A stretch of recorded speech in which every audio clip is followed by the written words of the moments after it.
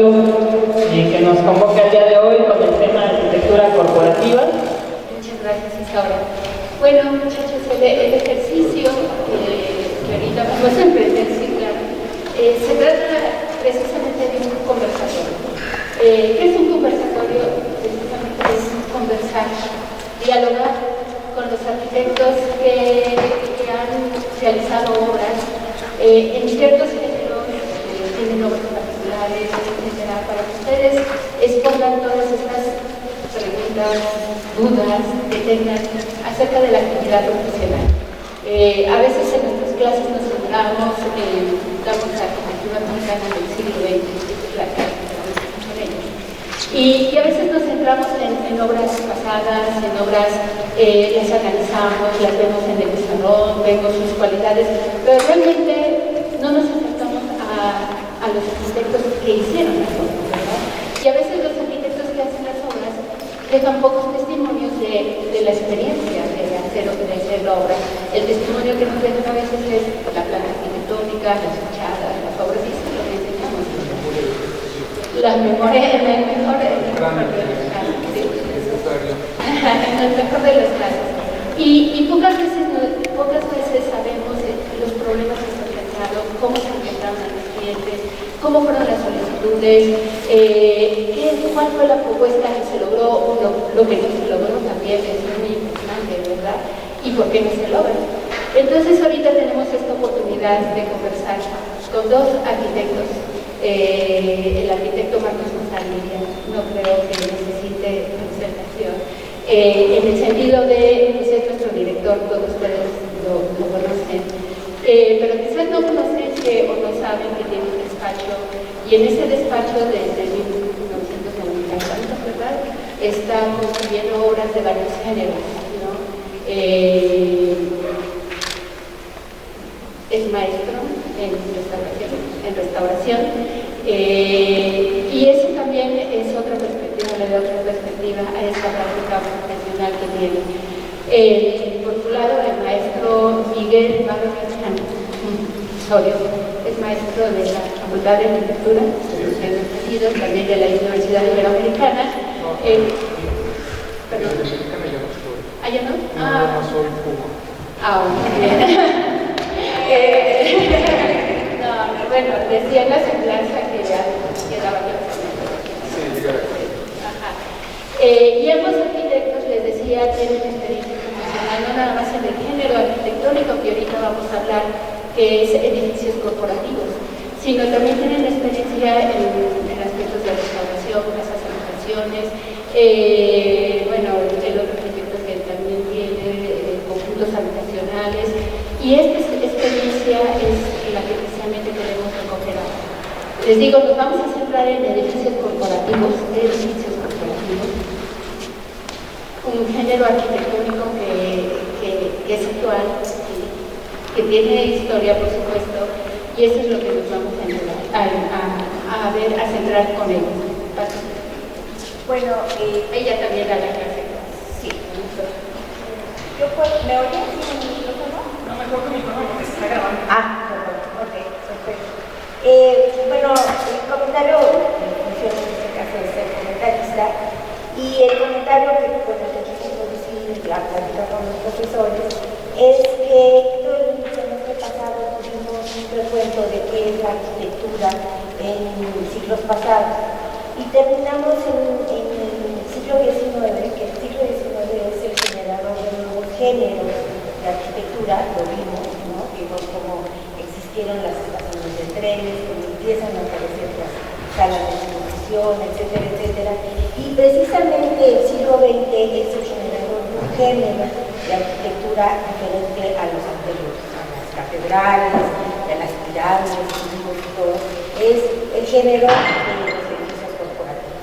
Los edificios corporativos surgen a partir de la necesidad del trabajador de cuello blanco, que se le llama. Es cuando toda la industria de la administración de las empresas que originalmente fueron industriales, empiezan a tener un cúmulo administrativo tan fuerte que entonces se empiezan a generar diferentes necesidades de trabajo.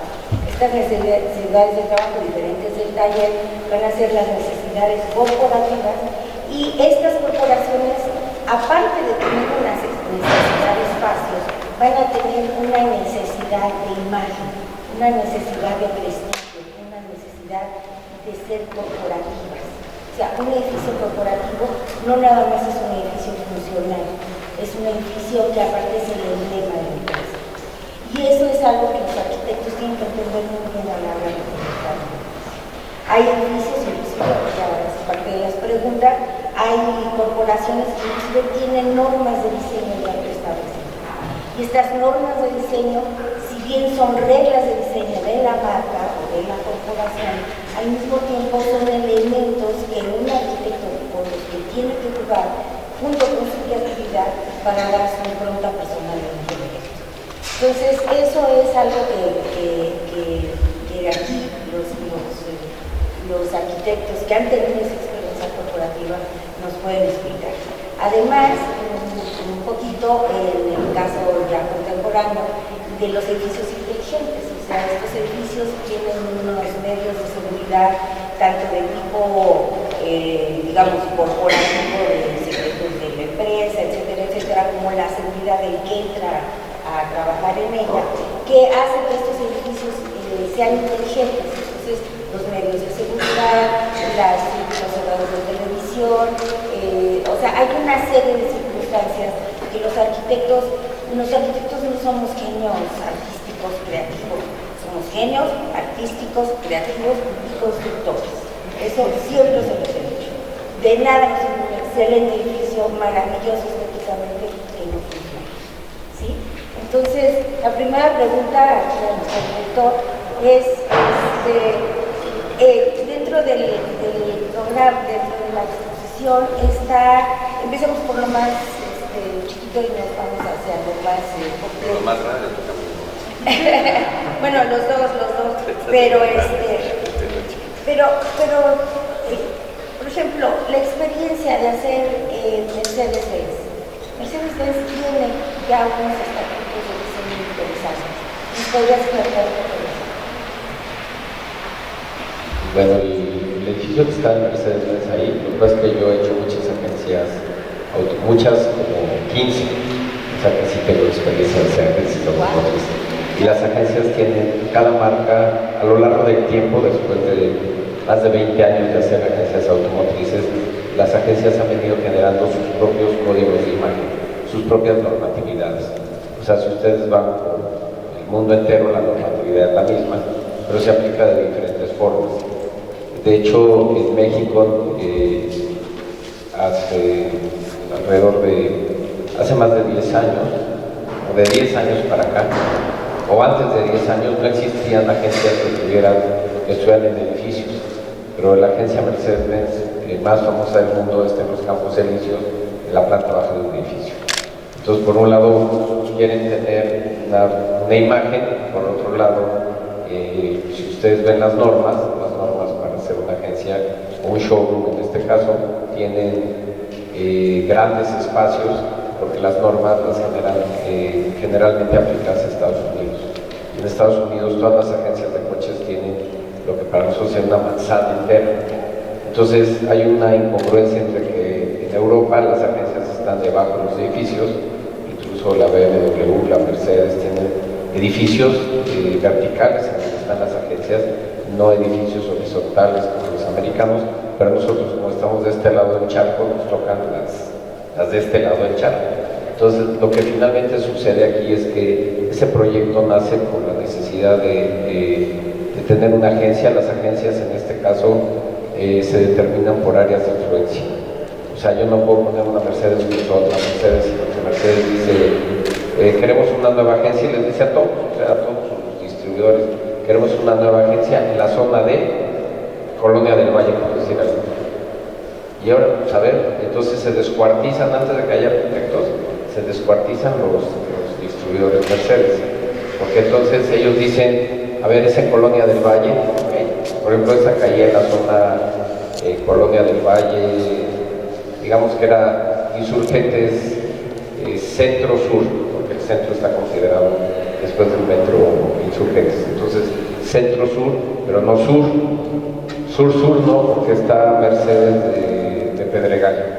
Entonces ellos dicen, Mercedes de Pedregal tiene un radio de influencia así, entonces ahora queremos otro círculo. Aquí entonces trazan un círculo y les digo, se empiezan a destazar los agentes o los empresarios que trabajan para Mercedes, porque necesitan localizar primero un terreno. O sea, resulta que no nada más es decir, ay, quiero una Mercedes, ¿no? O sea, los de Mercedes dicen, quiero zona centro insurgentes, y háganle como quieran, ¿no? Yo he estado en proyectos en nosotros hemos preparado un proyecto, no en esa zona, en otras zonas, y lo gana otro distribuidor. Pero no gana el proyecto el otro distribuidor, sino que lo gana el terreno del otro distribuidor. O sea, están ya los proyectos y entonces dicen, no, aquí nos gusta 100 metros más allá. Y los proyectos habitualmente lo que hacemos en ese caso los guardamos y los tiramos a la basura, o los tiramos a la basura porque no hay, o sea, los proyectos se hacen para un terreno en lo particular. En este caso, nosotros antes de llegar a esa ubicación, que es Insurgentes 1070, hicimos otro proyecto en donde ahora hay un corporativo que no hicimos nosotros, que es en la esquina de Insurgentes con, creo que es Alicante, es frente a una gasolinera muy famosa que hay, que es la única que hay en Insurgentes todavía, exactamente enfrente. Ahí tuvimos el primer proyecto, era un proyecto que tenía agencia, que se llama Show, tenía taller. Y era un proyecto interesante porque era un proyecto vertical sobre insurgentes. Finalmente ahí hubo un asunto con ese terreno porque se quedaron los mismos socios, pero decidieron hacerlo mucho más grande, prácticamente media manzana. Y entonces mi cliente directo, que es el de Mercedes, dijo, ya tenemos otro terreno. Y entonces el otro terreno es pero en el Inter tuvimos que hacer un taller mecánico en la Colonia del Valle, porque ya no podían esperar, o sea, iban a perder la concesión porque no habían abierto por lo menos el taller. Entonces hicimos un taller en otra calle en la Colonia del Valle. De hecho, de ese proyecto se han desprendido 3, es el taller, está el show de seminuevos y está este edificio. Y aquí, entonces yo lo que les quiero decir es, lo primero no es el arquitecto ni es la arquitectura, en este caso lo primero es cuál es la ubicación, y ya que se presenta la ubicación, entonces los de Mercedes dicen, ahora traigan otros proyectos. O sea, dicen, esta sí y esta también, ahora traigan otros proyectos, y entonces ya empieza a contar el arquitecto. El proyecto tiene que reunir ciertas características. En el desarrollo del proyecto originalmente teníamos también el taller en el mismo edificio, y se eliminó el taller y se mandó al otro taller. Creo que es Miguel Aurea de la calle, que está el taller. Y entonces el proyecto surgió. En ese proyecto hubo 3 modificaciones de proyecto a lo largo de su historia. Primero fue un proyecto que tenía, o 2, una agencia, un taller, y para aprovechar la altura tenía un estacionamiento arriba, porque era muy rentable tener un estacionamiento en esa zona. Pero cuando hubo que hacer el taller en otro lado, entonces dijo, sorpresa, ahora ya no queremos taller, ahora queremos más bien un edificio de oficinas. Y el proyecto en realidad marca los 3 espacios, esa es la característica que tiene ese proyecto. En realidad se identifica perfectamente la agencia, luego se identifica una zona de estacionamiento, finalmente son 5 niveles de estacionamiento, 6 niveles de oficina y 3 niveles de agencia. Todo está en la fachada. Lo que buscamos fue, a diferencia de haber hecho una agencia en un edificio preexistente, hacer un edificio para la agencia. Entonces creo que hay muchos factores que son que no atañen directamente a la arquitectura, sino que son previos. Esa es la parte que para mí es lo más importante de un proyecto corporativo. O sea, cuando te invitan, eres como el sexto invitado, nunca eres el primero. O sea, no es el arquitecto el primer invitado, es primero el desarrollador inmobiliario, el que maneja las finanzas, el que ubica el terreno, el que encuentra el mejor terreno. Yo en algunas ocasiones he encontrado que si quieres saber quién gana más, el que encontró el terreno. Sí, porque el que encontró el terreno le dice, aquí es el terreno, tiene el uso del suelo, tiene no sé qué, y cobran los asesores inmobiliarios un dineral. Porque, o sea, lo único que están haciendo es, así como hay cazafantasmas, hay cazaterrenos. Están cazando terrenos, o sea, y entonces los tienen como aquí en mi portafolio, yo te lo enseño, pero si realmente lo vas a entrar y si no, no. Chicos, una pregunta de Bueno, la pregunta sería, hablando sobre lo que dice el corporativismo, de que como tal las normas ya están preestablecidas, entonces el corporativismo podría definirse como cosmopolita o tiene que arraigarse o adaptarse a las necesidades de donde se construye o del país donde está, por decirlo así.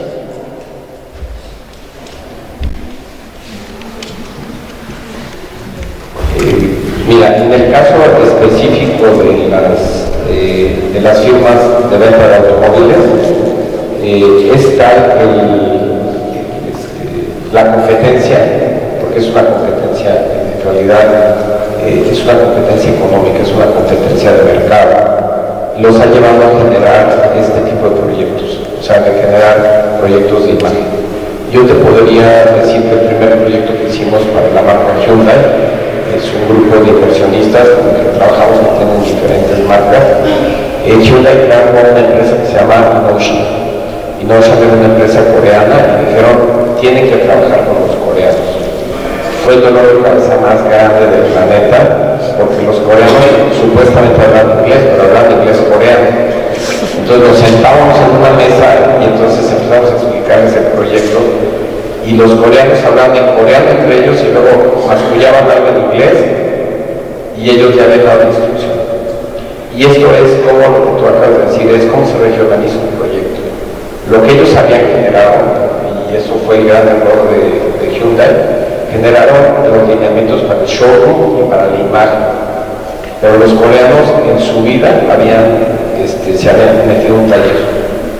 A mí, cuando me metieron en un taller, mis amigos me subieron al coche y me dijeron, mira, te subes, y entonces es el técnico que lo mete, que le da la vuelta, que lo estaciona, que lo sube.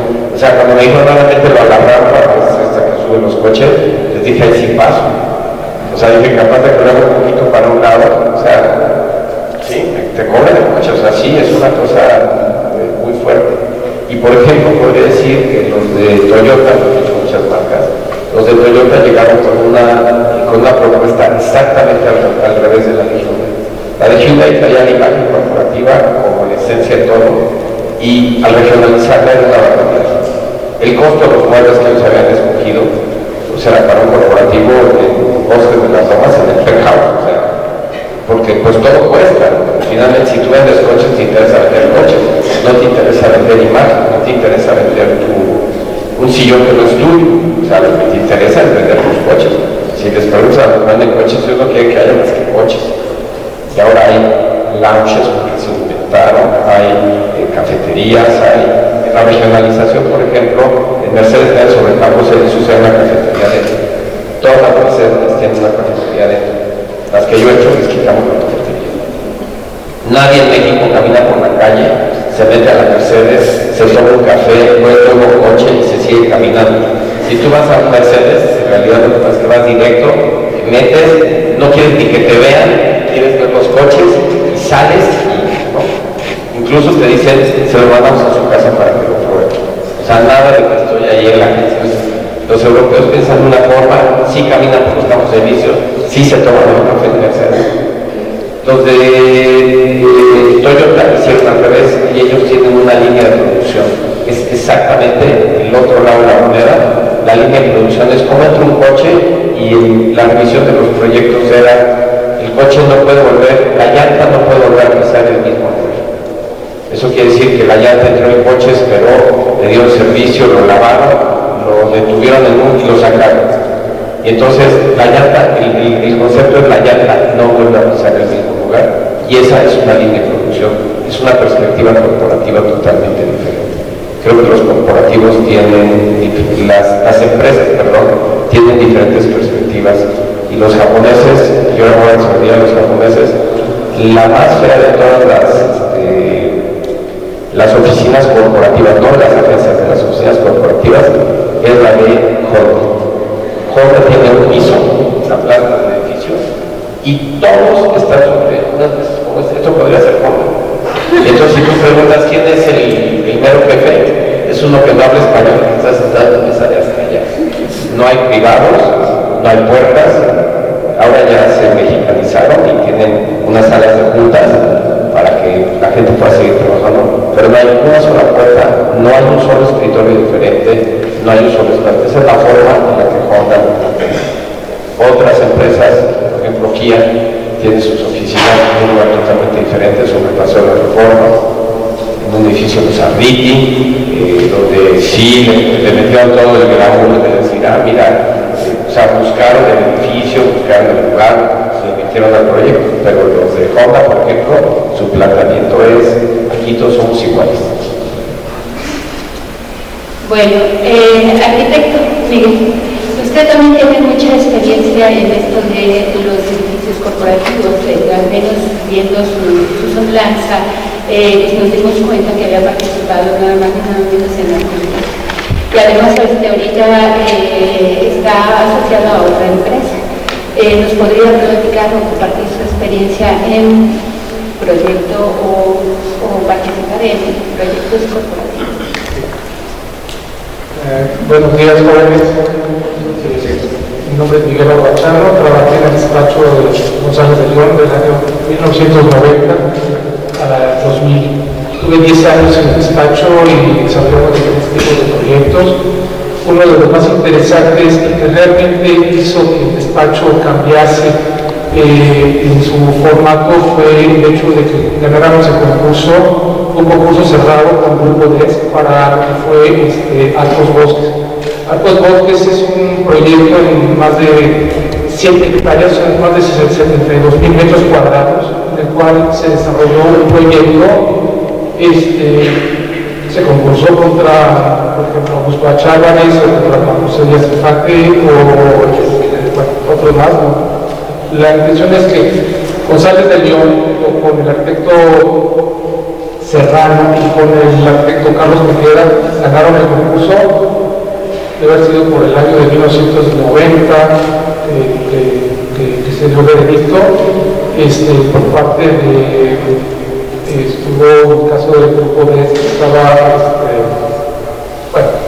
eran tres personajes importantes que estuvieron y dieron el veredicto. Yo creo que eran los directores del grupo de el concepto, por ejemplo, en el caso del proyecto de Altos Bosques fue un concepto en el cual la intención era manejarlo como un recinto cerrado, como un patio urbano, tener un mismo concepto visual controlado. Por eso cuando ven todos los fotos que lo conocen más como el Pantalón y todos los edificios aledaños que son el edificio oriente, el norte, todos tienen el mismo formato de ventanas, por ejemplo son de 3 por 3 metros y sobre ellos se hizo toda la conceptualización. Originalmente el proyecto eran 3 torres en mar, eran 3 marcos y al final resultaron ser 2 más altos, eran 3 de 100 metros de altura, acabaron siendo 2 marcos de 160 metros de altura. Obviamente fue un proyecto para su momento fue un desarrollo muy importante, fue el más importante en el tema de la inversión por parte del grupo DES, que a través del grupo DINE se realizó. ¿Qué pasa? En el despacho entraron las primeras computadoras, o sea que el edificio que se conoce como el edificio Oriente fue lo primero que hicieron en el despacho con computadoras.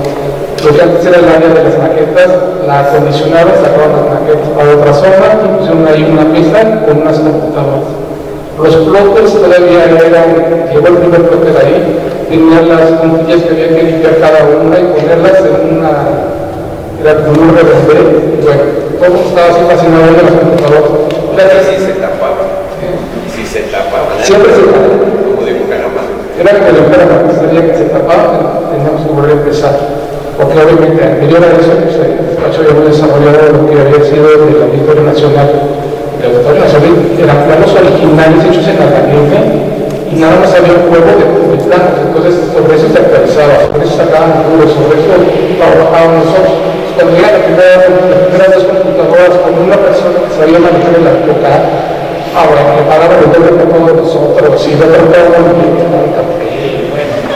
Y con él se hizo el proyecto. Obviamente fue la primera etapa, fueron 6 etapas para lo que fue Arcos Bosques.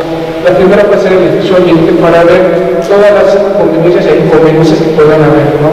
Todos los criterios que íbamos a tomar. Fueron aproximadamente dentro de estas 7 hectáreas, se calcularon más de 250.000 metros cuadrados de oficina, con 250.000 metros cuadrados nada más de estacionamiento, o sea, estamos 50-50, y la primera fase fue lo que fue el edificio oriente.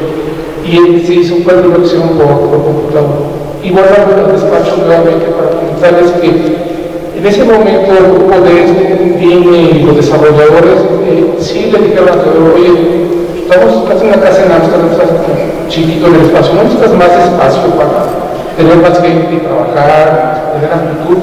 Entonces Teodoro lo pensó, Serrano, para poder realizar arriba de lo que era originalmente la casa, se hizo una nueva estructura y se hicieron más oficinas.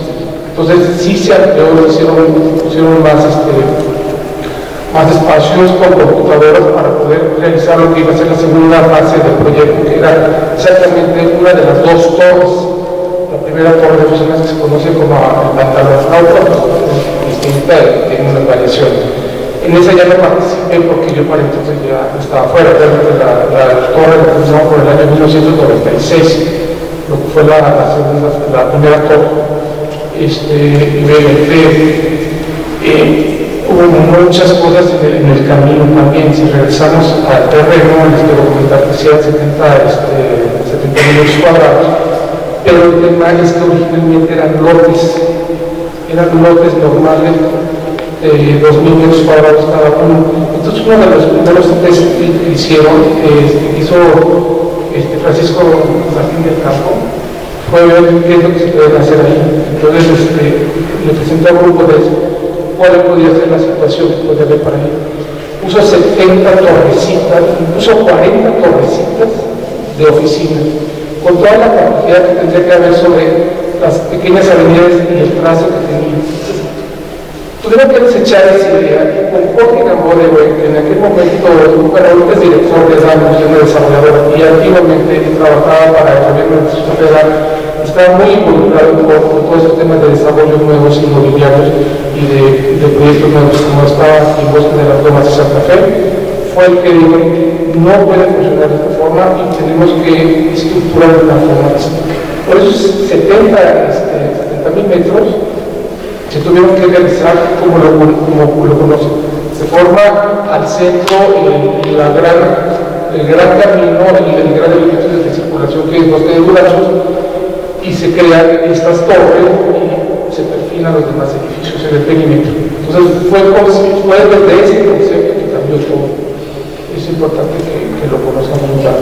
Eso, perdón, yo como comentarista estuve muy de cerca de ese proyecto y creo que es muy importante lo que estás tocando. O sea, el fraccionamiento originalmente había definido, el fraccionamiento había definido una serie de lotes individuales en donde iba a haber oficinas y entonces cada lote va a tener su edificio de oficinas. La visión de esta gente, que es realmente impresionante, es hablar con todos estos propietarios, digamos, de los terrenos y los que ya habían comprado, que de alguna manera accedieran a que esto fuera un proyecto general, un proyecto de conjunto enorme.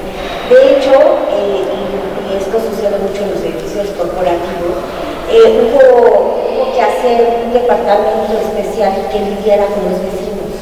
Bosques de las Lomas tenía una serie de vecinos residenciales de muy alto nivel económico y tenía en esa zona unos vecinos que eran paracaidistas, unos paracaidistas de muy bajos recursos que eran propietarios de alguna manera de ese terreno también.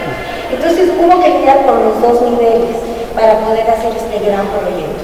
Hubo que lidiar con los picudísimos que se sentían los más importantes del mundo y cómo demonios les iban a poner ahí unas oficinas, cuando que en el momento que habían comprado esos lotes eran oficinas. Entonces hubo que convencerlos que era mucho mejor un proyecto global que los 70 y tantos edificios chiquitos que no iban a tener estacionamiento. Otra de las cosas que mencionaste muy interesante es que Arcos Bosques tiene el doble, el triple del estacionamiento que marca el reglamento. ¿Cómo me digas? Sí, estamos hablando de que tenían... El 30% más de Sí, se planteó originalmente sobre el reglamento normativo un 30% más de automóviles. Entonces, lo que generó esto fue realmente que lo que era la calle urbana tuvieran que abordarla por abajo. O sea, no se puso en su momento contención. Realmente, lo que está abajo de la calle sigue siendo parte del estacionamiento y viene siendo un estacionamiento en el cual se ubicaron más de 10.000 automóviles. Eso es muy importante porque fue una forma de hacer ciudad. Fue una forma de hacer ciudad en un lugar donde de hecho ya había una zona que era la residencial muy fuerte, y aparte a la gente que había ocupado ilegalmente, que eran paracaidistas y que era gente de escasos recursos, también el corporativo tuvo conciencia social con ellos. O sea, no nada más los aventó, los tiró y a vaya, no, o sea, habló con ellos, negoció con ellos, se hizo una zona habitacional alrededor, se arreglaron sus casas, se les puso facilidades deportivas, etcétera. Y entonces este resultó un proyecto muy interesante porque efectivamente ahorita ya hay estacionamientos por todos lados, pero en aquel entonces todos los coches que había generado ese proyecto estaban bajo tierra. La gente de escasos recursos estaba contenta porque se había mejorado su nivel de vida, y la gente de altos recursos estaba conforme porque tenían un corporativo de primera calidad. ¿Sí o no, arquitecto? Digo, conozco muy bien el proyecto porque por circunstancias. No, y de hecho, porque mucha gente, muchos equipos y muchas firmas estuvieron ligadas de alguna forma con este proyecto, ¿no? Y bueno, se hicieron las subsecuentes fases, pero lo que resulta muy interesante y sigue siendo muy interesante es que no se perdió la perspectiva de hacer algo muy con el espíritu nacional. Yo no quiero decir que tratemos de ser nacionalistas, porque parece que está de moda volver a ser nacionalistas, ¿no? Vemos el mundo de la Trump que quiere ser muy nacionalista, cuando realmente estamos hablando también de globalización, ¿no? Pero sí tenemos nuestras raíces, ¿no? Y por ejemplo, en el tema de Arcos Bosques, lo que es el pantalón, ese pantalón cuadricular, creo que lo recuerden bien, porque esa cuadrícula de 3x3 fue el detonante de toda esta imagen de una forma controlada. Cuando uno entra en esas zonas se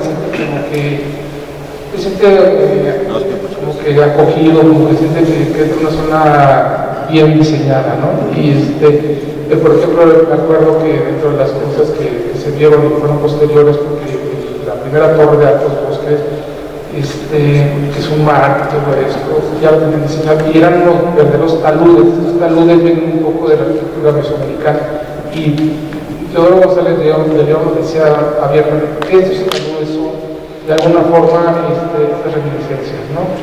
Sin embargo, con Serrano, que también intervenía de algunas formas, le decía, oye Teodoro, ¿por qué no abrimos acá? Y entonces, entre las patas del pantalón o del marco, un vestíbulo, podemos ver arriba y no sé, y hacemos la conexión con las partes comerciales que tenemos en esos taludes, porque abajo de los taludes están las partes comerciales, y atrás del pantalón tenemos un paseo comercial con muchas escaleras y demás. Entonces Teodoro, me acuerdo, pues eran siempre juntas y trabajo en despacho, y siempre había secretarios así enconados, ¿no? Y yo, pero ¿cómo? O sea, no, también está muy bien así. Y nada más Serrano me veía y me decía, aceptar. Llegaba como a una semana y yo decía, no, mira, chico, vamos a hacer aquí los amigos y ponemos unos cruceros con unos estudios acá parísimos. ¿Qué opinas, Serrano? Sí. Pero ya creo que ya lo había visualizado Serrano, ¿no? Entonces yo creo que se complementaban muy bien para algunas cosas, y siempre fue por dar la mejor imagen y las mejores perspectivas. Yo estuve más involucrado también, bueno, estuvieron muchos involucrados, pero en el despacho estaba, todo el despacho, estaba Chema Salarios, estaba Antonio Rodríguez, estábamos todos involucrados, también Pepe Arce, que está involucrado, que es un tipo que maneja matemáticas muy sofisticadas, es un tipo muy brillante. Y me acuerdo que, bueno, yo estuve más que nada involucrado en el tema de los murales. O sea, hubo unos murales que se hicieron con las perspectivas de los edificios. Entonces, yo de repente me dio un set así de acuarela, de estas de guache, patentes, y ayúdame con esto, ¿no? Entonces empezamos a desarrollar los 11 variantes de lo que fueron las perspectivas. Estas murales se hicieron con mosaico veneciano, se hizo con Spodeler, que era el que maneja mosaicos venecianos, que son las que hacen las albercas. Esto tiene una perspectiva muy impresionante, porque hace no solamente albercas aquí o hacía albercas, sino las hacía hasta en Dubái. Este hombre se sabía conectar, llegó a hacer albercas y llevaron a trabajadores mexicanos hasta Dubái para hacer esto. Son cosas interesantes, son parte de los relatos que suceden en el despacho también, ¿no? Y fue con él que hicimos estas 11 mosaicos en color, porque todo era bastante uniforme, eran los concretos blancos, los mármoles de Santo Tomás gris, los arabescatos de los vestíbulos. Estuve involucrado en los vestíbulos, en las mesas, en los plafones, en toda esta parte. Era un trabajo para todos, o sea, abarcábamos para todos, o sea, todo el mundo tenía algo que hacer en el despacho.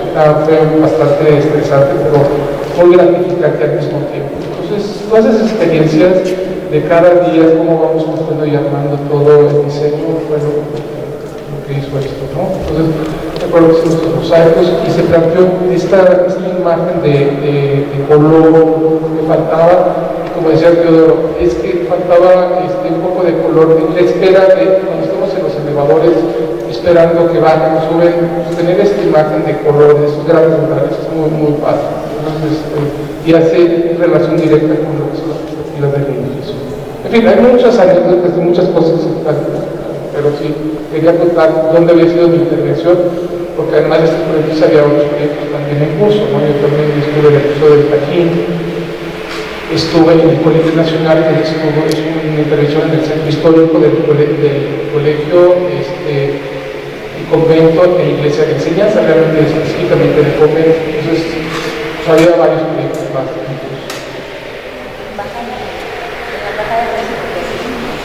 La Embajada de México también. Y la Embajada de Guatemala también. Bueno, también. Bueno, desde el parque en Tabasco. Sí. Ahí también sí, estas reminiscencias de la...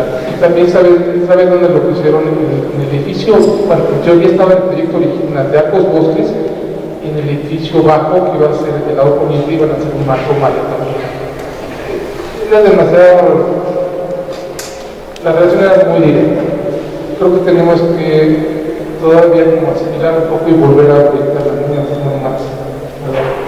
Al final no se hizo. ¿Cuántos saben de lo que estamos hablando?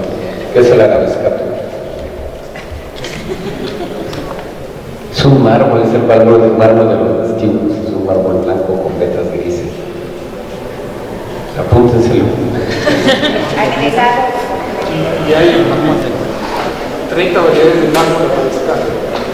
O sea, hay muchos arabescatos. O sea, cuando ven un libro con las imágenes para seleccionarlo, hay 15 variantes de mármol arabescato, porque las vetas varían, no sé. Pero creo que fue un éxito porque luego se han ocupado para muchos otros edificios corporativos también.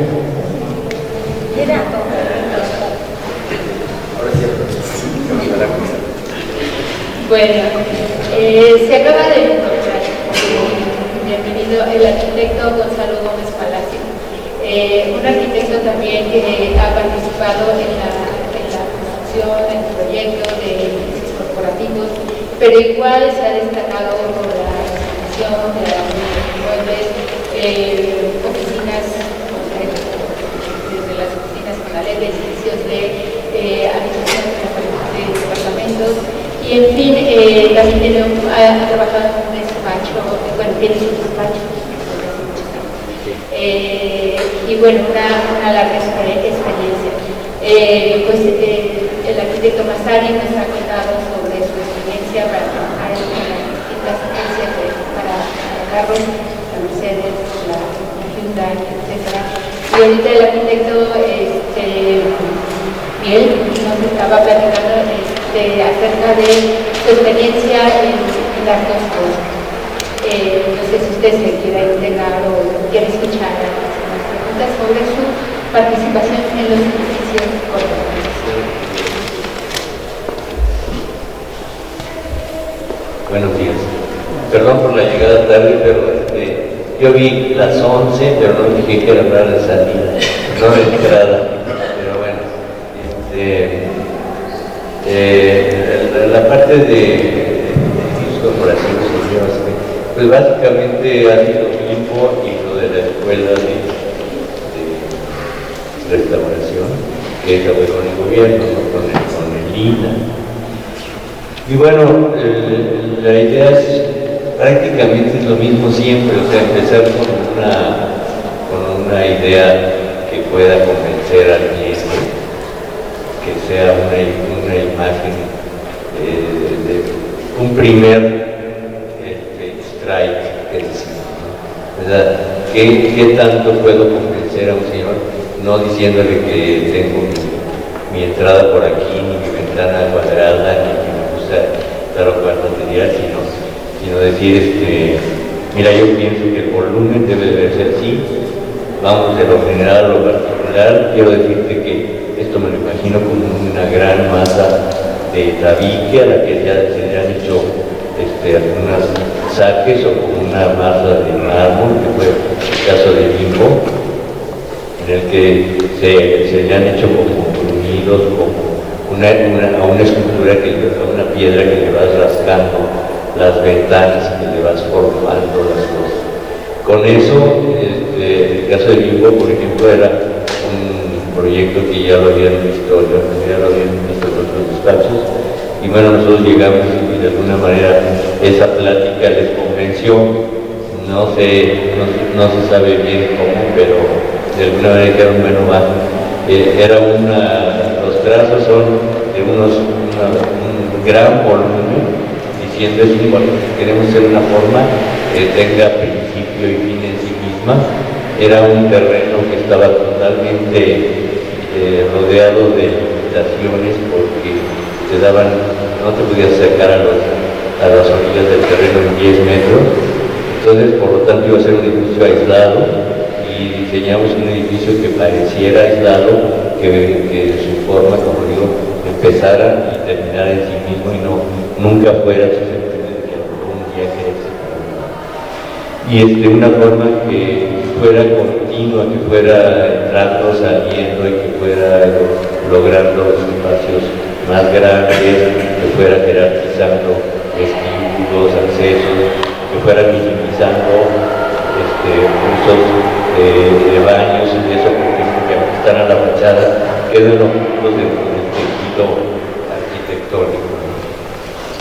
Y bueno, eso así lo fuimos detallando. La idea esta de siempre tener ese croquis casi que colgado en donde estás trabajando, para no perder la idea hasta los más insignificantes detalles, es decir, no me debo de salir de este esquema inicial, no debo de perderme, porque es muy fácil en el camino decir, bueno, ¿qué tal si mejor le hacemos que esta terraza salga para acá? Y entonces ya empiezas a deformar tu idea inicial. Entonces, así es como logramos siempre los proyectos. Yo soy fanático de decir que tan importante, a mí me ha tocado hacer muchas veces closets, mamparas, estudios chiquitos, lo que sea, por azares del destino, porque la vida económica de alguna manera también te va llevando a entrarle a todo, y la verdad es que todo me parece tan interesante una como la otra. Todos son retos, y la idea de resolver algo es apasionante. Entonces, de esa manera también resolvimos, por ejemplo, la escuela de restauradores. También la imaginamos como un gran elemento a base de tabique y acero, que se fueran entrelazando los materiales, que siempre se expresaran uno y otro, cada uno con su valor, y de esa forma ir resolviendo la parte ya funcional todo eso va centrando, todo se va dando solo de alguna manera.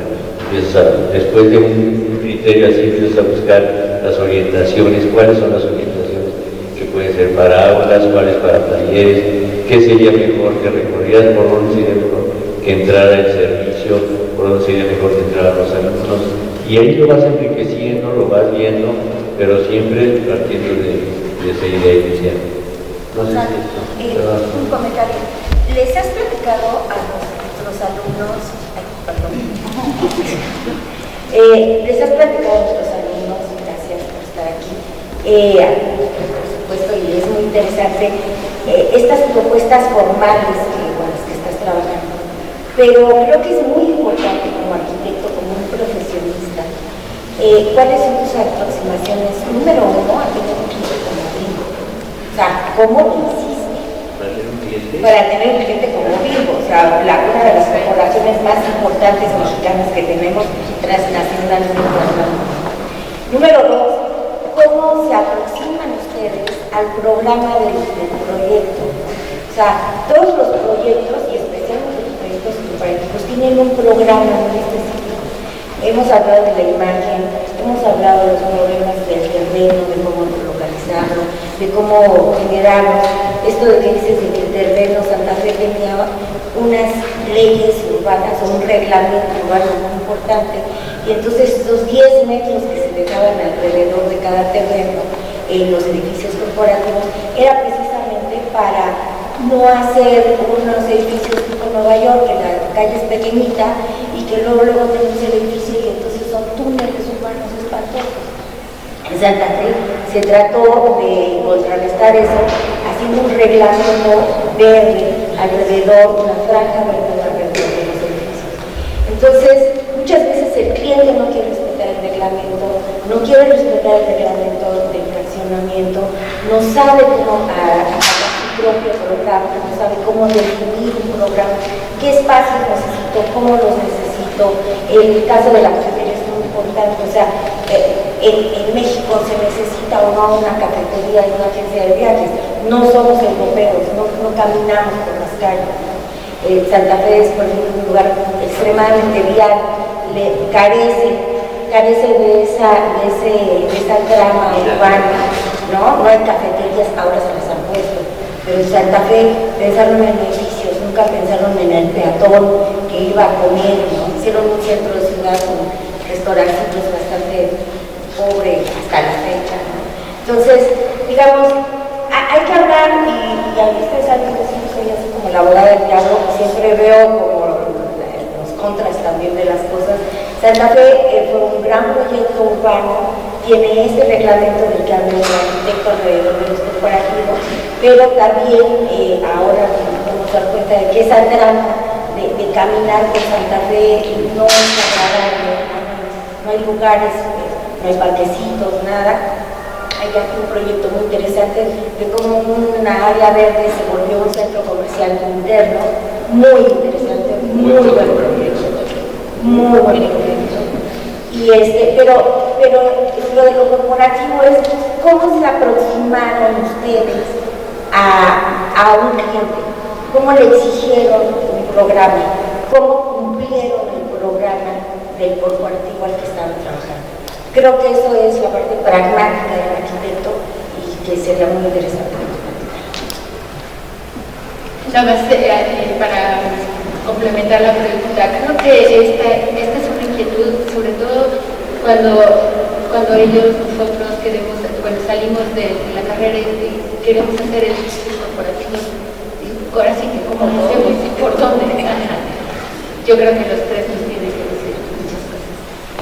Yo te preguntaría, ¿hiciste el principio a fin vivo? O sea, ¿es el proyecto, los interiores completo, todo el proyecto es tuyo? Yo, para completar su pregunta, yo también quiero saber, este es un conversatorio. Ustedes tienen pena, pero yo no, yo sí quiero saber si está absolutamente todo. Nada más, sigue siendo amigo de los clientes. Sí. Es muy importante. Casi de todos los que he tenido. Lo único que hicimos interiores, y eso fue hace No, pero ahí en Vigo existen todos los interiores de Vigo también. No, lo que quiero platicar, a cuenta, empezó porque Lorenzo que acaba de morir, era un hombre totalmente espiritual, totalmente filántropo, de veras ayudaba a mucha gente, sus empleados a estar en las mejores condiciones, etcétera, y él se preocupó siempre por la gente. Y dijo, yo no voy a gastar un centavo en sillitas ni escritoritos nuevos ni nada. Dijo, yo me voy a cambiar con mis muebles bien. Tiene 50 años. ¿Alguien de esta oficina quiere muebles nuevos? Nadie levantó la mano. Hasta que no se cayeron, afortunadamente, silla por silla, fueron cambiando muebles. Pero ya no hubo un proyecto. Pero finalmente, hace como 6, 7 años, nos pidieron que diseñáramos ahora sí la parte de los servicios, la parte ejecutiva. De allá arriba, ahí sí, rediseñando todo. Fue la única parte donde intervino. Y después ellos tienen una oficina de proyectos de la corporación y ellos hicieron ya, ahorita ya cambiaron los plafones muy controvertidos, ¿sabes? Pero bueno, ahí está. Y en ese caso fue el único que hicimos después un gimnasio también, porque los horarios y todos sabemos lo que es llegar y salir de Santa Fe. Entonces los empleados llegaban a las 7, entraban a las 8 o antes de las 7 y salían a las 8 de la noche, salían dejando la oficina a las 6, entonces les sobraba tiempo, nos pudieron hacer un gimnasio subterráneo, hicimos también unos estudios para unos comedores, pero realmente no hubo mayor cosa. Y bueno, lo que platico ahorita, perdón, nada más me entiendo un poco, pero a mí ya me contestó lo que yo quería saber. ¿Qué quieres saber? Ahorita que decías sobre todo de cómo convences, de cómo lo haces respetar los reglamentos de la zona. Este caso es un caso que lo platico porque es el caso en el que nos tocó más difícil luchar para defender las áreas libres. Se defendieron, pero la misma política de la compañía de ahorrar y de no gastar en nuestra superactual, que ellos lo consideraban así, nos impidió tener jardines rodeando ese edificio que se hubiera visto fotográficamente mucho mejor. Pero la realidad es que dijeron, ¿sabes qué? Don Lorenzo dice que no va a gastar 1 metro cuadrado en tapar coches, mientras que hay gente en este país que no tiene lo que vivir. Entonces no lo vamos a hacer. Y entonces se rodeó de coches todo el edificio, toda la periferia, desgraciadamente para los arquitectos, pero bueno, esa teoría me queda claro que ese dinero lo usaron para el bienestar de cosas más importantes. Finalmente, unos años después, ellos mismos tuvieron que diseñar un estacionamiento que no funciona tan bien porque ya es chico y tiene una forma triangular y ya no es exactamente donde vas a aprovechar todo, que hubiera sido mucho más fácil partir de ese punto de vista cuando se hizo el edificio. Pero bueno, no fue así. Pero esto de Vigo y despacho, ¿cómo se mira, ellos ya tenían, como decía, tenían algunos proyectos previos que no habían gustado, o sea, y a través de la constructora Marmo, fue que nos contactaron ahí y nosotros presentamos esta opción y ya pasó. Entonces, y es un poco y es suerte y es necesidad de estar proponiendo y es ir a buscar, básicamente, ¿no? Pero desde luego pues, es conocer a alguien, así que ellos,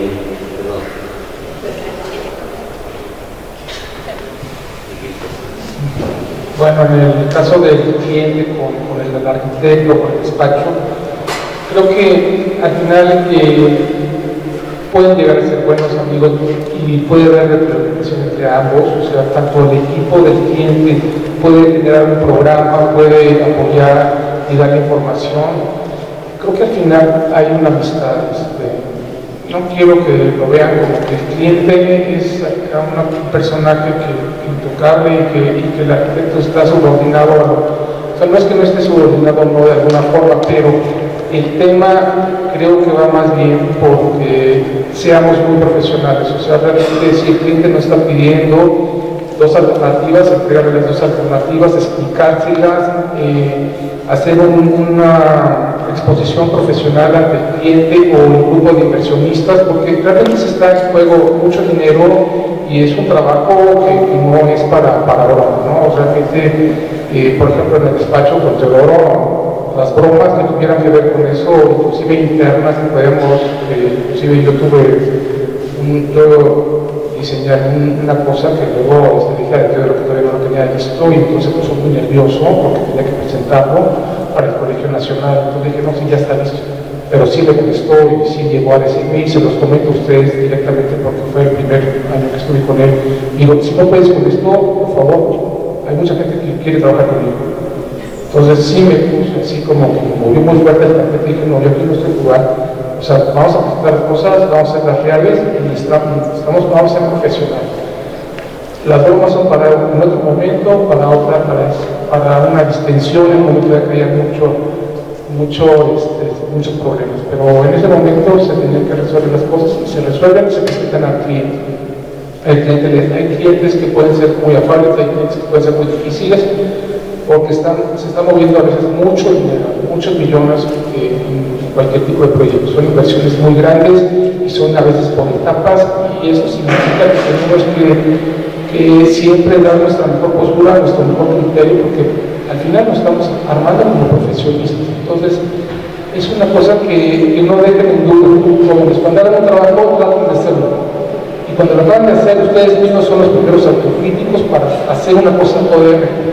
Entonces, yo les digo por experiencia, yo estuve trabajando, como les decía, con González de León 10 años, luego estuve 15 años en KMD. O sea que el famoso parque controvertido que conocen aquí, que es Garden Santa Fe, fue hecho en el despacho donde yo estaba trabajando también.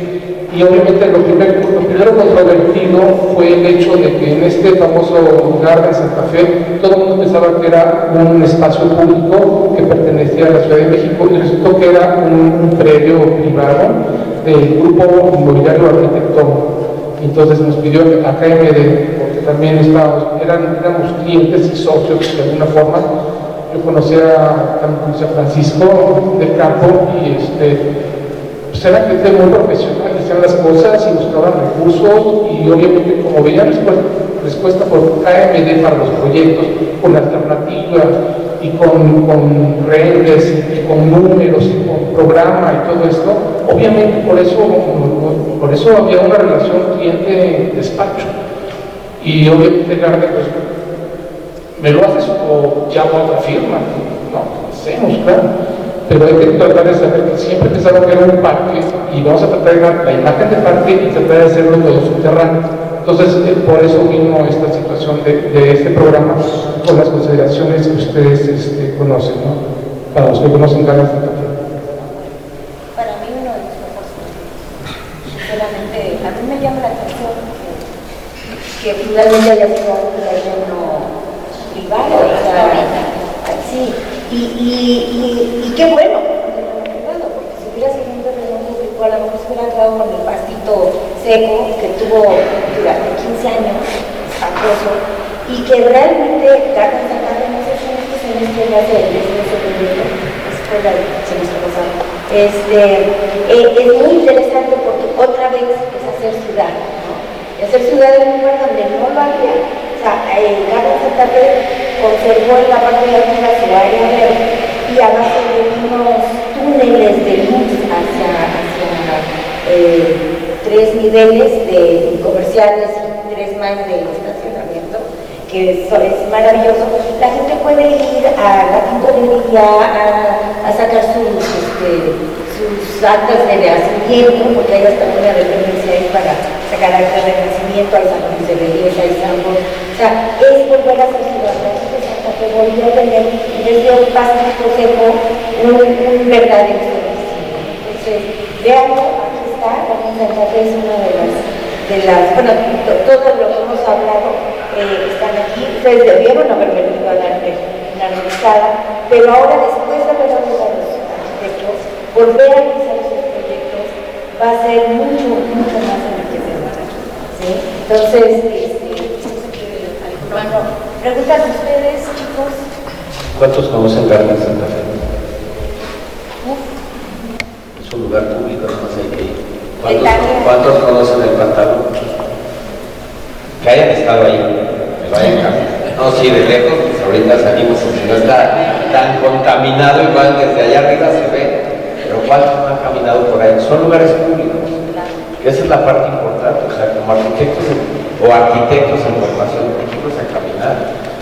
Son lugares públicos, o sea, en Garden Santa Fe, solo lo ilustradora, no lo conozco adentro, pero en el pantalón, por ejemplo, hay un McDonald's, hay una heladería, hay un cine, o sea, no se necesita una carta de presentación, permítame, voy a entrar a conocer, ¿no? O sea, ¿sí? Entonces, hay muchos antros también, o sea, ¿qué es lo que les gusta? El cine, el antro, el boliche, o no tengo un centavo y ni siquiera voy a comprar un refresco, solo vendo un McDonald's. No importa que no compren el refresco, pero necesitan ir. Son lugares públicos que, bueno, hacen ciudad y son proyectos, aparte de uso mixto. Vimos que era un poco más complicado. Para entrar vimos que hay que pedir un permiso, decir, no te dejan entrar. Entonces, solo marineros. Entonces ahí sí es un poco distinto, pero de lo que ha hablado Miguel, ahí están los proyectos, y si no, la exposición, platicar con ustedes es, o sea, si les dijéramos, no, miren, estamos poniendo un ejemplo en Nueva York y el otro en Berlín, pues hablaron de la embajada de Berlín, pues es otra historia, ¿no? Pero ir a Santa Fe, yo les puedo decir que ahora hay una nueva línea de Metrobús que va sobre los puentes de la cosa maestra de la macrovía, o ¿cómo se llama? De la supervía poniente, y que los deja en Santa Fe en un ratito. O sea que tienen que ir, o sea, porque si no, lo que les decimos es algo que parece inalcanzable cuando es alcanzable. Yo tengo un cliente que está ahí en Arcos Bosques, y yo les puedo decir que cuando llego temprano, lo que hago es, porque siempre las citas las hago bien temprano, a las 8 y a las 8 de la mañana. Pero para llegar a las 8 de la mañana es complicado, entonces llego igual con los de bien guanis. Entonces, ¿qué es lo que hago? Voy y empiezo a recorrer las tiendas, me meto al baño, reviso el despiece, salgo del baño, voy viendo el piso, digo, ay, qué horrible si yo pusieron ahí, ya se les murió la planta. Les podría hacer una lista de mantenimiento. O sea, yo a ese cliente lo vi durante 6 meses, una vez a la semana, a las 8 de la mañana, que está aquí a las 9, entonces a las de 8 a 9 yo te regresaba rapidísimo. Entonces, ¿qué es lo que pasa? Después hacer la lista de mantenimiento, así de fácil.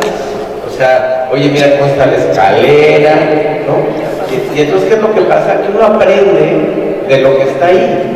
O sea, no es que vayan a tomar la clase, o sea, yo no sé si Miguel hizo el despiece o no, pero lo que pasa es que va uno y ve el despiece, dice, mira, aquí les falló tal cosa, ya se va a tal tienda, y mira lo que están haciendo, y ya cubrieron con vidrio, tal otra, mira qué mal se ve, no era así, ya se les murió la palmera, o qué bien están las palmeras, o no me han fijado el techito. O sea, sí, si tú llegas a la cita a las 8 y 5, bueno, no sabes ni por dónde vas caminando, tú lo que quieres es llegar a la cita porque ya llegaste tarde.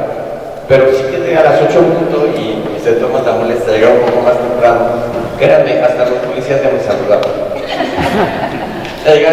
Ese es su sillón, sí, va a esperar, ahí siempre. Creo que esa es una cuestión muy importante que ustedes tienen que aprender a ver como arquitectos, aprender a ver, porque las experiencias que se dicen, yo acabo de confesar, no conozco Garden Santa Fe, tuve la posibilidad de estar en una oficina frente, muy arriba, y se ve, tuve unas fotos con permiso, porque le voy a tomar una foto, porque esto parece vista de helicóptero, y tengo mis fotos que son desde arriba, pero el punto es, si Garden Santa Fe es un centro comercial, tampoco necesita carta de presentación, lo que necesitan es ir, pero si no se lo toman como parte de una formación, pues no van a ir. Y yo creo que es muy importante porque la exposición es lo que busca que ustedes se acerquen, pero que también se les despierten ciertas inquietudes. Si yo no puedo ir a Zacatecas, yo creo que a Garden Santa Fe sí puedo ir. me doy un ratito el fin de semana y voy, y sería una experiencia para ustedes si lo van a ver como arquitectos, si van a aprender. Yo quisiera decir que para los edificios corporativos hay dos versiones. La mejor versión pues es desde luego la de Gonzalo, tener un cliente que lo haga, pero que lo contrate y que haga el proyecto. Pero por otro lado, mi lado de los edificios corporativos es, yo tengo buenos amigos desarrolladores inmobiliarios que hacen edificios corporativos. Y el edificio corporativo en realidad, ellos lo ven primero como una inversión. Y uno tiene que llenarlo, dice Gonzalo, o sea, es inversión, ¿qué significa? O sea, ¿en qué se convierte? O sea, ya que yo lo tengo claro, en mi despacho tenemos chamba, a pesar de que soy director, porque a todo lo que nos invitan hacemos, y coincido con Gonzalo, chico, mediano, grande, no importa el tamaño, siempre hay que decir. Porque lo que pasa es que hay un libro por ahí muy famoso que se llama Extra Large, Large, Medium, Small, ¿lo conocen? X, L, X, no vayan a la biblioteca, no les voy a decir de quién es así, XL, L, como si fuera medida de pantalón, así, de ropa, así es. Y yo creo que en la vida profesional eso aplica, ¿no? Porque yo he tenido posibilidad de hacer muy recién egresado un consultorio de dentista. Y yo me sentía, bueno, el hombre más feliz del planeta haciendo el consultorio de dentista. Que era una cosa horrible porque ese individuo tenía unos vitrales con unos pericos y lo único que él quería era que los vitrales de los pericos pasaran de un consultorio a otro. Entonces, pues, pasaron de un consultorio. Yo era más feliz pensando que estaba haciendo el consultorio de dentista con 3 lugares para empezar. El último proyecto que hicimos, nos invitaron a las agencias de coches a desarrollar el proyecto de AMECA, que es la Asociación Mexicana de Distribuidores Honda.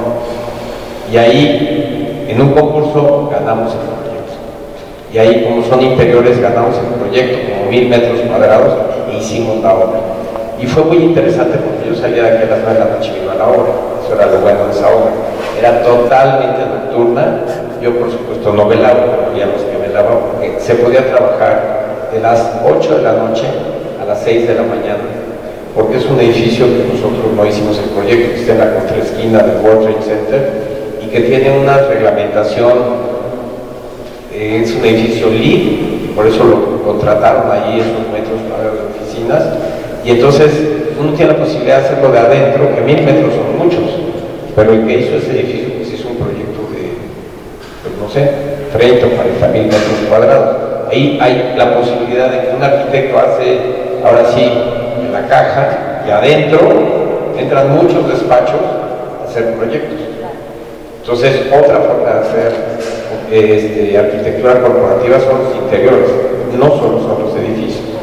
Y cada interior es un edificio, es un arquitecto, es un despacho, es una forma de hacer las cosas, es una forma de pensar de que está dentro de esa caja. Y, por ejemplo, ese concurso lo ganamos porque tenemos anuncios múltiples en donde respetamos la vista de la ciudad. Por eso ganamos el concurso. Porque cuando uno se bajaba así, le abrían el elevador, se bajaba del piso 15, se veía toda la ciudad, pero cuando ven el programa, resultaba que más de 2/3 partes eran 8,000 escritorios que tenían que estar allá adentro. Entonces la pregunta era, ¿qué hacíamos? Entonces lo que hicimos fue dejar todo el frente del edificio, 1/3 parte de sus anuncios múltiples con paneles que se mueven, y por eso ganamos. Los japoneses se molestaron un poco porque dijeron que era un proyecto despilfarrador, ¿sí? Y más se disgustaron cuando vieron que habíamos hecho cubículos cerrados. Y los cubículos son todos de vidrio, o sea, yo sabiendo cómo eran los japoneses le dije, no, yo estos, entonces sí se cierran los cubículos, pero todos son de vidrio, todos los privados son totalmente transparentes, nadie se puede esconder, no hay forma de esconderse. Y eso también nos ayudó a ganar. Pero eso es haber entendido la filosofía del japonés, pero la forma de pensar del mexicano, o sea, la forma de pensar del mexicano, todos los que eran directores querían tener su privado. Ellos decían, oye, es que yo, y con baño. Había que esconder los baños, eso fue un problema. Todos los mexicanos así pensaban. Y por otro lado, había otro problema técnico. O sea, ¿qué es lo que tiene que estar cerrado? Y finalmente tuvimos que cerrar un área que era el área administrativa. O sea, hay cuestiones que por seguridad no pueden estar abiertas. Y finalmente, a pesar de lo que los japoneses pensaban, empezaron, se cerró. Se cerró un área que tiene una puerta y hay una parte del edificio total, del piso que está totalmente cerrada. Porque también nosotros tenemos una cultura un poco diferente. Yo no sé si en Japón nadie se atreve a tocar un papel, pero en México, donde tienes toda la parte administrativa, tiembla la gente de que de pronto desaparece un papel, o de pronto no se archivó adecuadamente, o no dio tiempo de archivarlo ese día, y lo van a archivar el otro día, y no está el papel. Entonces, ¿qué es lo que pasa? Pues, pensamos, somos una cultura diferente. En Japón ustedes dejan su cámara en el parque, y pueden ir a la oficina de la municipalidad, o sea, la delegación, y dicen, oigan, yo tengo una cámara, esta, se las entrego. O sea, nadie se atrevería a tomar la cámara y guardársela, sino que van y dicen, me encontré esta cámara, ya quisiéramos que en la facultad así fuera, ¿no? Me encontré esta laptop o este teléfono, y miren, ahí se los dejo, para ver quién lo recoge, ¿no? Entonces, tenemos culturas diferentes y formas de pensar diferentes. Y cuando uno trabaja, o la forma en la que yo tengo de trabajar en el despacho es hacer equipo con el cliente, lo más importante. Y el cliente es bien complicado, porque el cliente a veces es una persona que lo único que habla es de números, ni ve el proyecto, no está hablando de números. Y luego pasa algo de lo que tú mencionabas, a veces uno da la idea y se tardan, pero se la apropian. Y a la siguiente punta te dicen, yo había pensado que así, sí. Pero entonces uno da la idea y parece que no recibió ninguna respuesta y al rato se la llevan de su cabeza, le dan vueltas y cuando regresa uno la siguiente vez, a lo mejor esa propuesta va adelante. Un proyecto que está ahí que se llama Corporativo Cuernavaca, también fue un concurso, ya se lo ganamos porque lo que pasa es que no se sabía si Cuernavaca podía aceptar un edificio con esa cantidad de metros cuadrados. Y una de las cosas que sucedió fue que se hizo un estudio de mercado y en Cuernavaca no había edificios corporativos. Hoy hay como 3 propuestas de edificios corporativos en Cuernavaca. Entonces dijo, no, vamos a hacer un edificio. Y entonces empezaron a ver, y entonces decían, es que a Vancomer le vamos a rentar un piso. Y a no sé quién le vamos a rentar otro piso. Pero entonces se empezaron a acercar lo que el estudio de mercadotecnia y Vancomer les decía, allá no, tenemos 100 metros cuadrados de corporativo. Y todo esto es la Ciudad de México, o sea, Cuernavaca está tan cerca que la gente va y viene el mismo día para todo. O sea, deben de venir cientos de viajes de él. Pero entonces ninguno de los que necesitan, ningún banco, ni el único que creo que fue Banorte, se quedó porque creó una sucursal en el edificio. Entonces, si hace un proyecto de oficinas de 60 metros cuadrados, que se venden como si fueran departamentos de interés social. O sea, tienen un crédito para 60 metros cuadrados, luego llegaron, por ejemplo, los que son los más picudos cirujanos plásticos de Cuernavaca, y dijeron, vamos a poner un quirófano, pues qué padre. Entonces dijeron, nosotros queremos un piso completo. Entonces, el proyecto tiene la posibilidad de hacer pisos completos, cuartos de piso, terceras partes de piso, y hasta 60 metros cuadrados. Y luego, como no sabían qué iba a pasar, y este es un desarrollo inmobiliario, el proyecto va creciendo, y entonces dijimos, vamos a hacer un edificio, el primero tiene 4 pisos nada más, porque va a ser el edificio muestra. Si ustedes lo ven, es igual que el más grande, y si es un edificio muestra. Tuvimos la oportunidad de que todo el proyecto se construyó, nunca se detuvo el proyecto. Yo lo construyo, yo solo hago proyecto arquitectónico y supervisión arquitectónica, entonces se hizo el proyecto y nunca se paró. A medio hacer el primer edificio, cambiaron el procedimiento constructivo y decidieron hacerlo con Viguetti Bobedilla. El estructurista dijo, Viguetti Bobedilla, no inventen.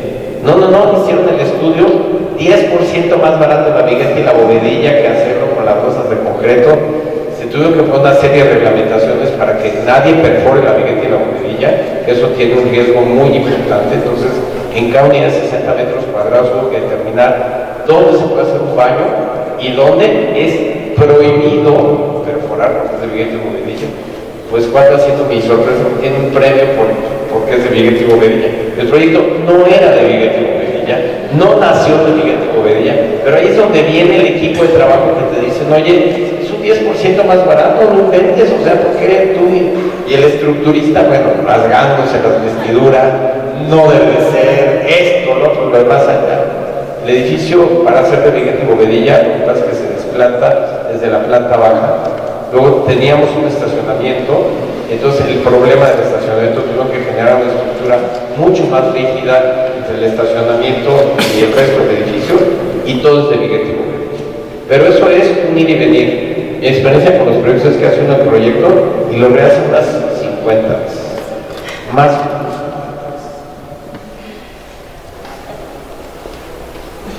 Bueno, es que yo quería motivarlos a ustedes para que participaran, porque después de escucharlos, creo que la maestra Patricia y yo tenemos muchísimas preguntas y podríamos hablar ahorita el resto del tiempo, toda la mañana, pero realmente esto es un conversatorio con ustedes y queremos esta parte de qué les ha motivado lo que han escuchado de ellos. Yo, de verdad, sí. A ver.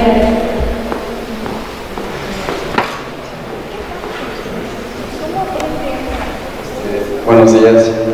Quiero preguntarles cómo responden al entorno que rodea lo que están diseñando cuando, por ejemplo, el corporativo ya tiene una imagen establecida que quiere dar a entender.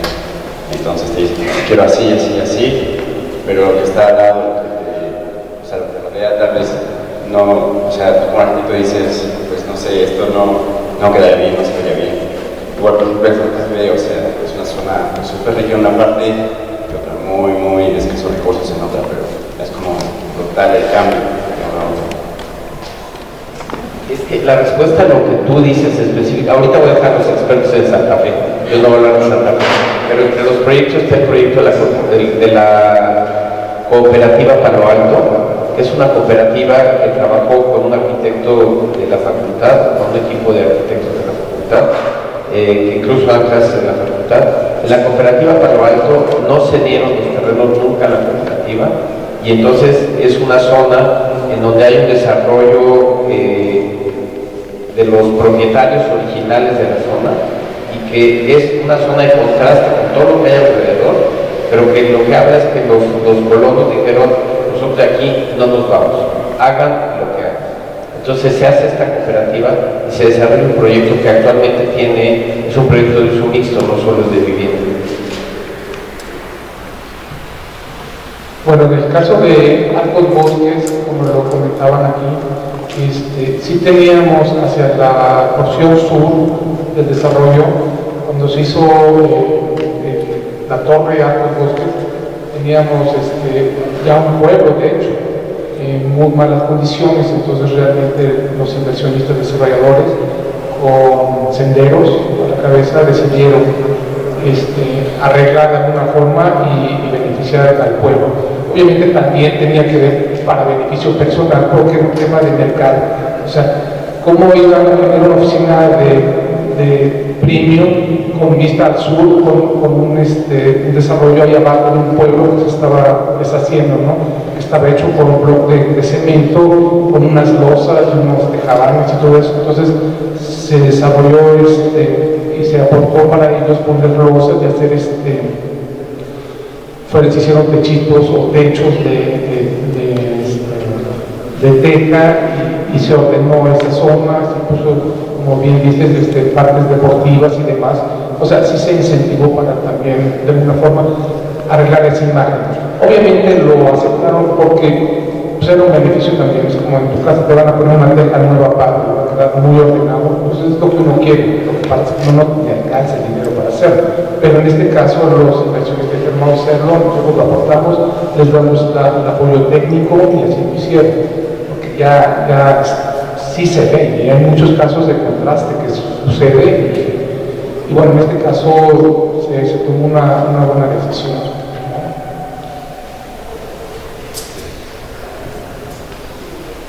Yo, nada más contestando un poco a tu pregunta, diría que hay casos en que el contexto es respetable y otros en que no es respetable o que no vale la pena respetarlo, cosas así, ¿no? Hay lugares que te condicionan el proyecto arquitectónico en un 50%, y hay otros donde tú eres el que vas casi a poner la tónica de cómo podría ser eso, ¿no? Trabajar con el contexto a mí me parece, creo que es una de las cosas apasionantes de la arquitectura, porque el chiste es no pelearte con lo que te rodea y que de lo que sea puedes sacar provecho. O sea, si te toca estar con un edificio muy cerrado o una calle muy angosta, o todo ese tipo de cosas, van normando un proyecto. Mientras más normas o más limitantes tengas para un proyecto, yo creo que es mucho mejor. Yo creo que ha de ser terrible decir, a ver, proyecto un edificio, el que quieras, donde quieras, en un lugar, no sabría ni por dónde empezar. En cambio diciendo, fíjate, cuidado, porque aquí hay una limitación de que te tienes que retirar del alineamiento 10 metros, tienes que respetar tal cosa, tiene una imagen la zona que tienes que salvar, o incluso una construcción que hay que trabajar. Entonces, y eso te va dando un proyecto. Para ti es un descanso, porque te apoyas en algo, es una justificación ante el cliente, donde te dice, ¿y por qué está esto aquí? Mira, por esto, por esto, por esto. Entonces, creo que son ahí. Bueno, más que nada es aparte de esto que ustedes plantean, de cómo generar un contexto, aparte de lo que existe, y relacionarlo con el edificio. Y bueno, abarca 3 puntos principales, a lo que sería cuáles serían las problemáticas del impacto ambiental de los proyectos que se construyen y cómo han resuelto estas problemáticas, además de que pues es una inversión importante la que se hace a partir de esto y cómo optimizan esa inversión. Yo tengo un caso que puedo referir. Son 2 edificios pares que están sobre la ladera del Periférico en el Jardín de la Montaña. El primer proyecto hicimos, también ganamos un proyecto. Una cosa, existió un proyecto previo, creo mis amigos, tú además de hacer vivienda también se puede hacer edificios corporativos. Así fue la conversación. Entonces, mira, tenemos este proyecto y el proyecto ya está calculado, ya está listo, pero el proyecto no nos gusta. Entonces, el proyecto se trabajó sobre una estructura preexistente, porque no querían gastar un peso más en volver a calcular. Es así es la inversión, esos son los metros cuadrados. Como que había que trabajar la imagen del edificio, la invitación era a un concurso a trabajar la imagen del edificio contra otro proyecto preexistente. Ese proyecto, ese edificio lo vendieron cuando el edificio estaba en obra negra. Quien compró el edificio se había propuesto que había una serie. Fue el momento en donde apareció todo esto de la certificación LEED. O sea, porque eso también hace, yo creo que hay una línea entre antes de la certificación LEED y después de la certificación LEED. Todos los aspectos ambientales los puedes haber tomado en consideración, pero en realidad, a partir de que aparece la certificación LEED, la clasificación de los edificios de oficinas no solo se da en metros cuadrados, sino se da también en esta respuesta ambiental que las empresas quieren tener. Entonces, si tú quieres tener un edificio que le interese a una empresa, necesitas transnacional, por ejemplo, necesitas tener certificación LEED, porque sea lo que ellos hagan o no amigable, son una empresa amigable con el ambiente, porque ponen ahí, nuestras oficinas están en el edificio LEED. De hecho, hay edificios en el mercado actualmente que dicen en proceso de certificación LEED. Eso es una mentira, es un manejo de mercadotecnia, ¿sí? Porque el edificio, yo te puedo decir que, por ejemplo, el segundo edificio se vendió antes de hacer el edificio y lo compró una empresa dermatológica que quería que el edificio fuera certificado LEED. El primer punto con el que no se podía cumplir, si tú ves la certificación LEED en el Pedregal, en un terreno de roca, con 4 niveles de estacionamiento,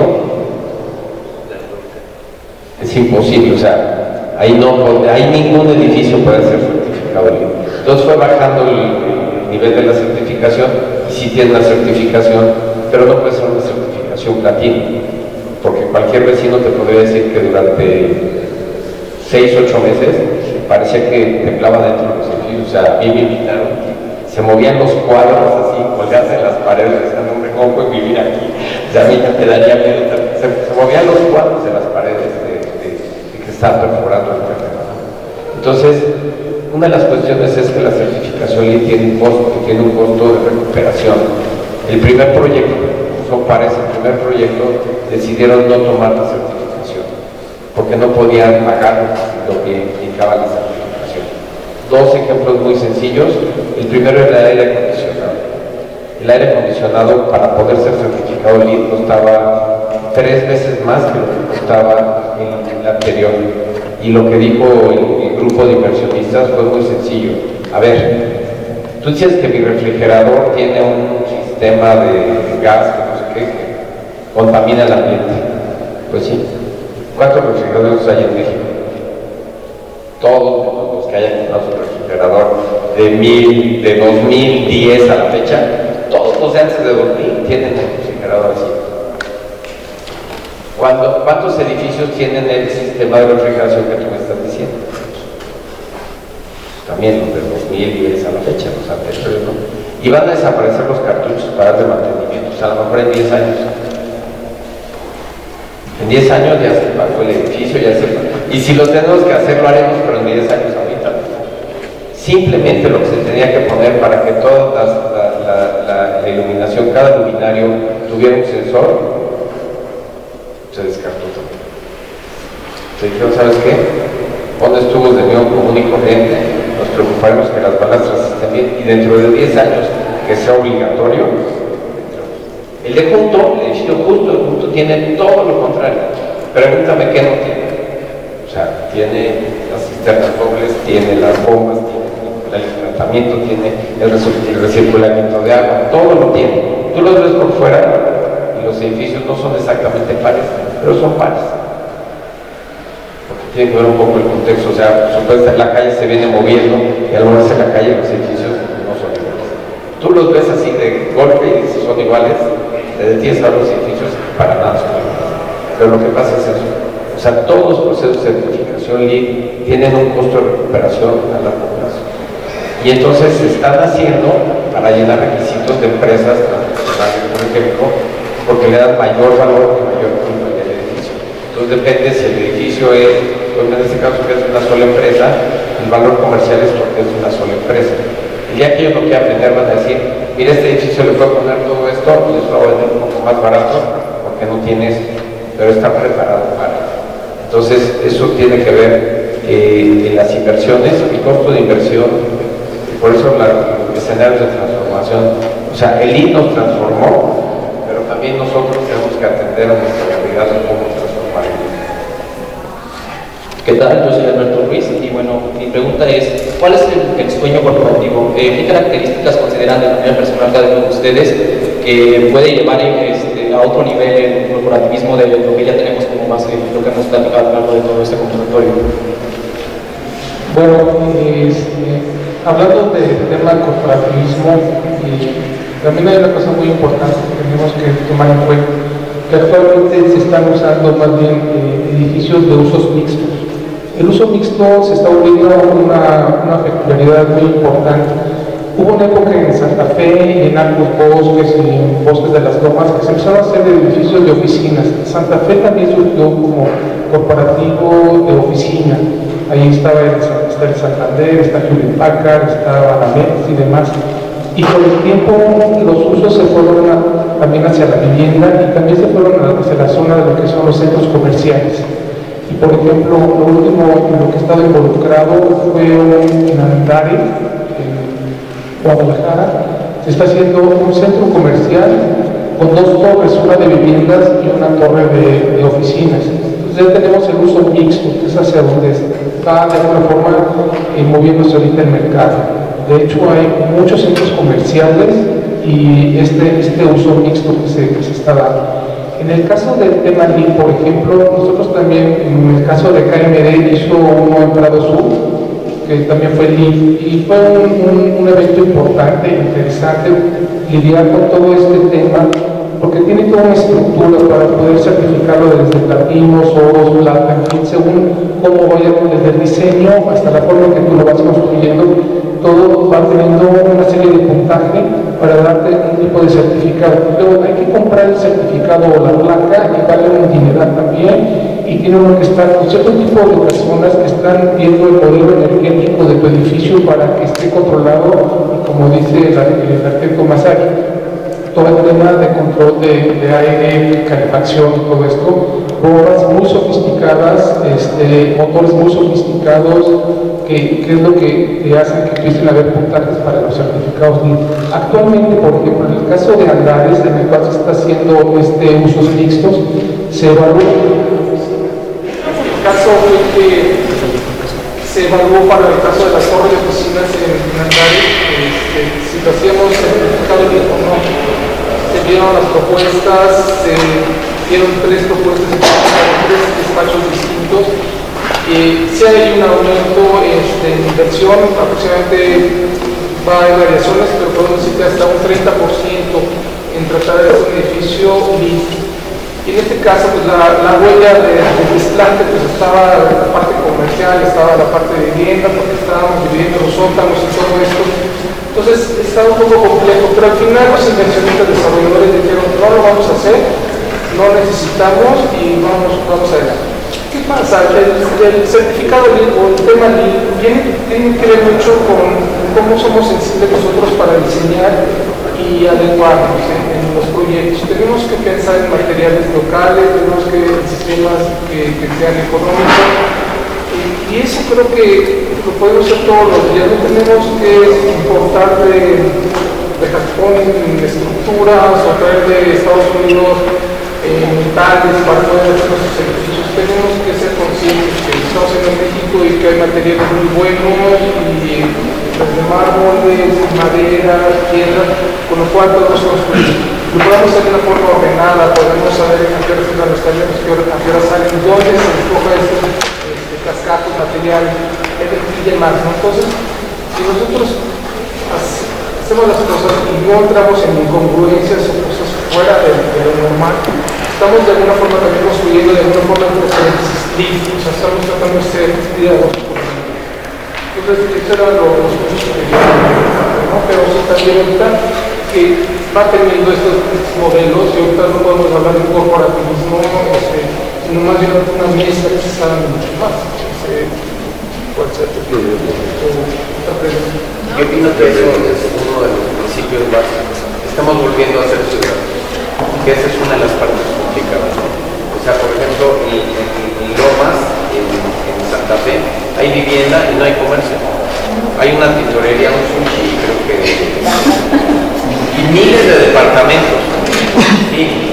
Entonces, aprendemos también de nuestros errores. Pensaba que era mejor hacerlo así que pensar en un uso mixto. Hoy se ve que tiene que haber un uso mixto. O sea, los usos radicales tampoco están asociados a otra parte de la ciudad.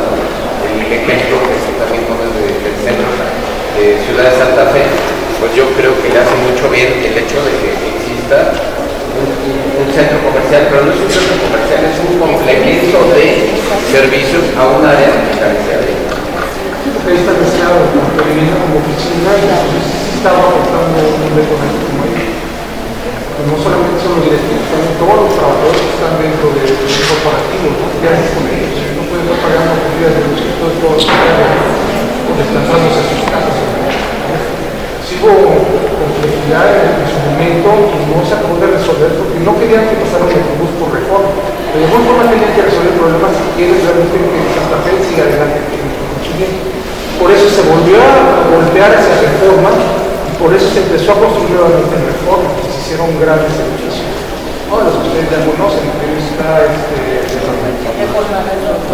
de Bangkok,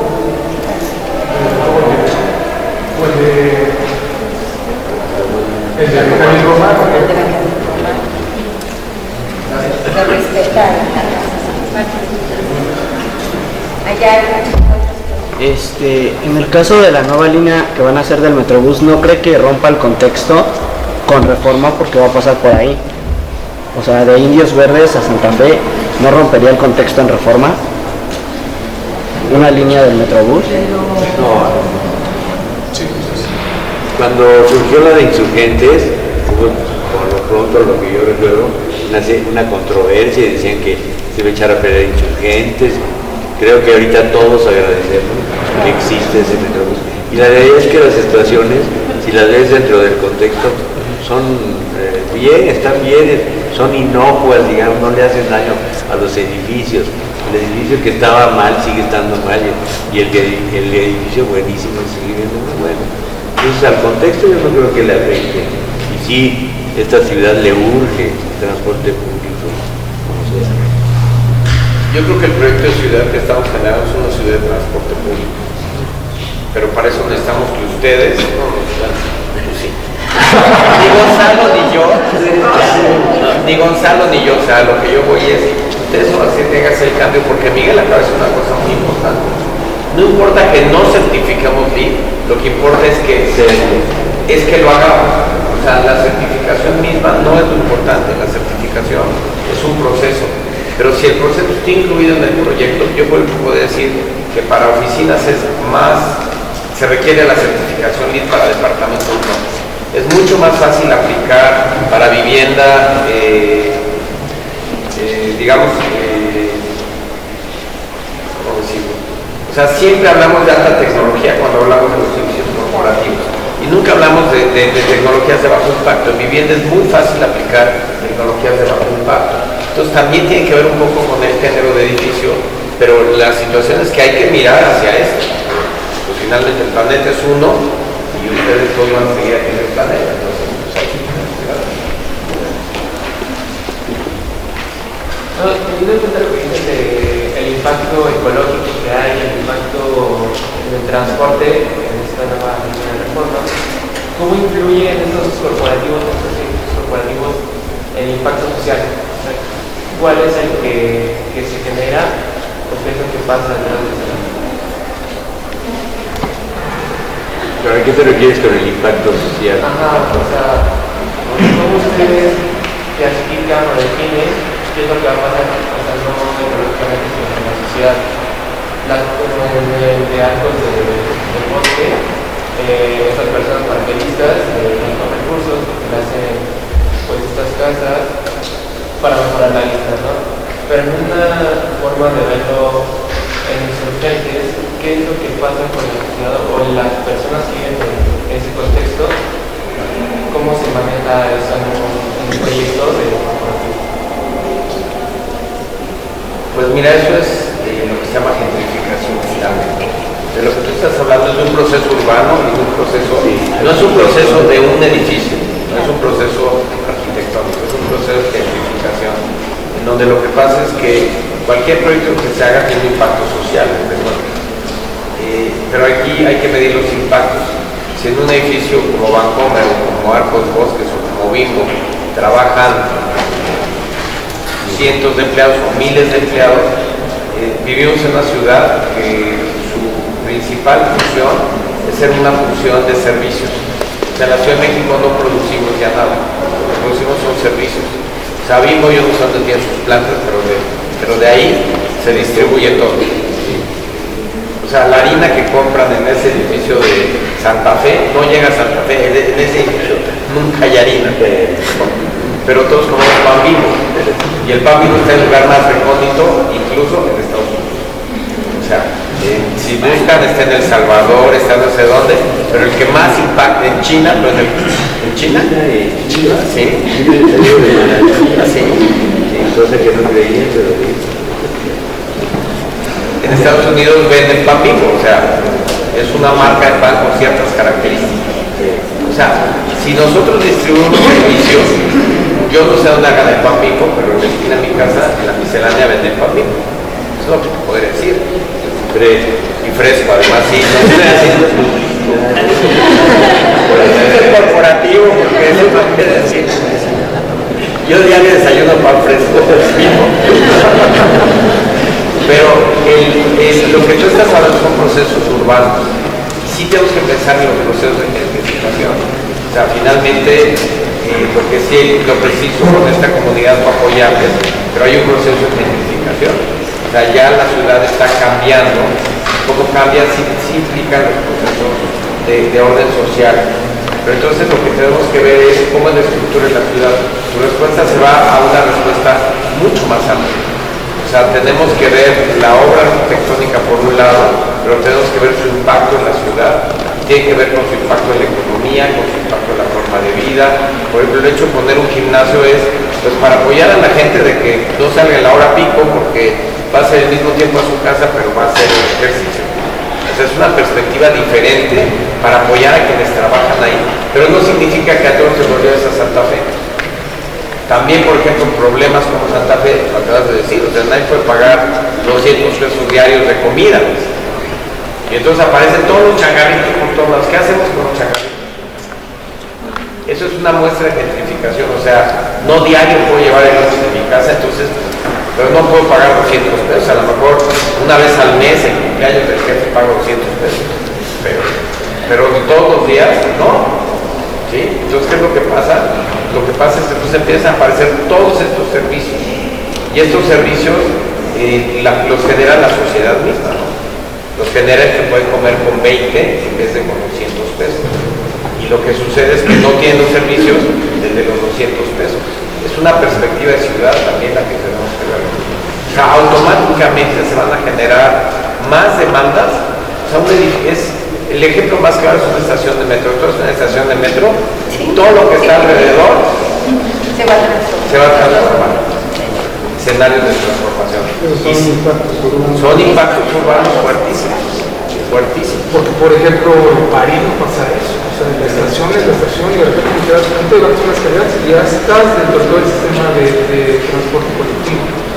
Lo que está faltando, lo que dice Marcos, es real. O sea, no vemos el panorama general del problema de la ciudad. El problema de la ciudad está tanto en Santa Fe, Bosques, como en Reforma, Roma, que todos van, y la Doctores, todo potencialmente va creciendo.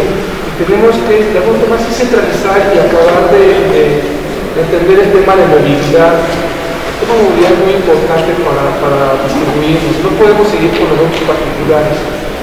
No vamos a llegar a ningún lado con esta situación, nada más generamos un caos general y además problemas de tipo de salud, ¿no? Estamos hablando de la salud de la sociedad, que puede salir muy caro al gobierno que está.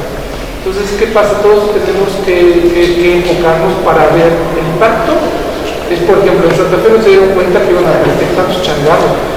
El pueblo de Santa Fe pues, tiene comedores hasta privados a las casas, que a mí me tocó vivir, ¿no? Y te iban por 50 o 20, 40 pesos pudieras tener una comida corrida.